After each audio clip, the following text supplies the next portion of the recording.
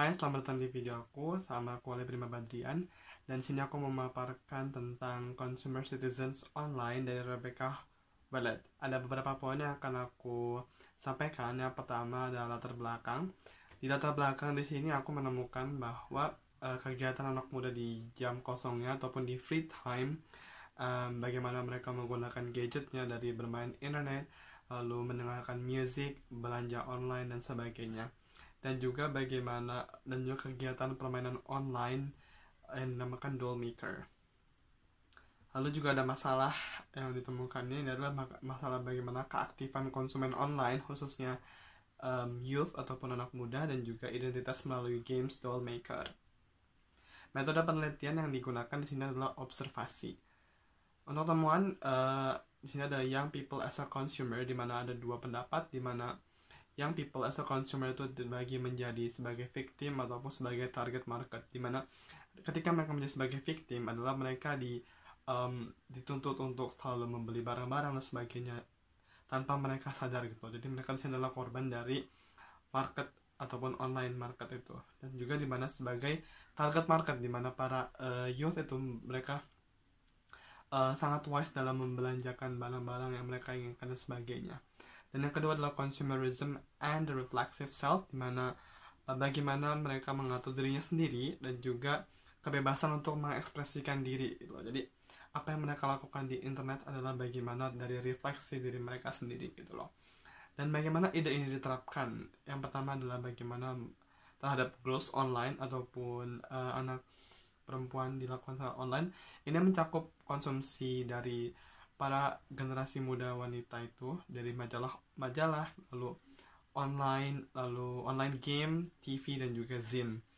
Dimana terkadang online tersebut membuat ruang virtual untuk bertemu banyak orang semakin intens, jadi semakin luasnya ruang tersebut membuat mereka mudah untuk bertemu dengan siapapun.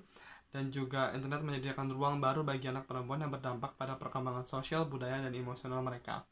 And then girls online dress up, dimana bagaimana paper doll, mereka bermain game online, bermain paper doll, bagaimana interaksi mereka dengan mode online, bukan dengan secara online, bukan bagaimana mereka interaksi secara online, tapi bagaimana mereka menggunakan mode online gitu.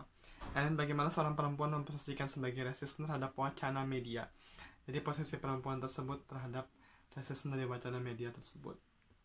Lalu ada body image dan reflexive self, di mana kebanyakan mereka membandingkan tubuh yang mereka miliki itu dengan tubuh yang ada citra yang ideal gitu loh. Jadi bagaimana tubuh yang ditampakkan di media. Jadi mereka terkadang membanding-bandingkan gitu loh.